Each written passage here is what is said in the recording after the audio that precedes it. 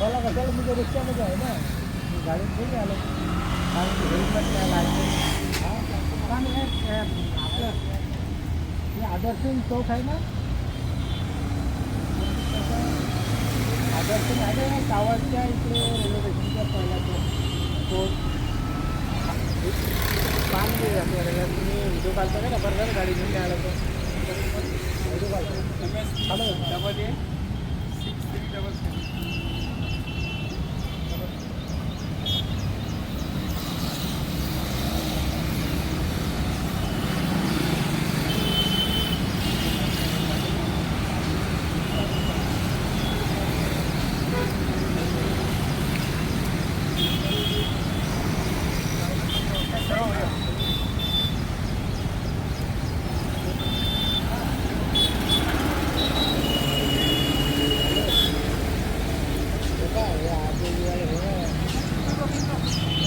या पत्रकार हे ना या आजची गाडी आहे मला माहिती आहे ना पकडते म्हणून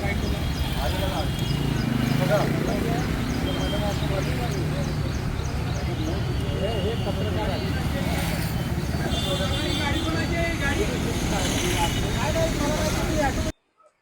महाराष्ट्र शासनाने नुकतंच एक सर्क्युलर जारी केलं आहे, ज्यानुसार मीटर टॅक्सी जे आहे, ऑटो रिक्षा टॅक्सी चालक यांना मराठीचं ज्ञान असणं आवश्यक आहे, ज्यामुळे ते मराठीतून प्रवाशांशी संवाद साधू शकतील आणि त्यांना त्यांच्या इच्छित स्थळी कुठल्याही अडचणींना पोहोचवू शकतील. यानुसार आपण ऑटो चालक टॅक्सी चालक यांना थांबवून त्यांच्याविषयी संभाषण करतोय मराठीतनं, ज्यातून आम्हाला समजेल की त्याला मराठी येतंय की नाही.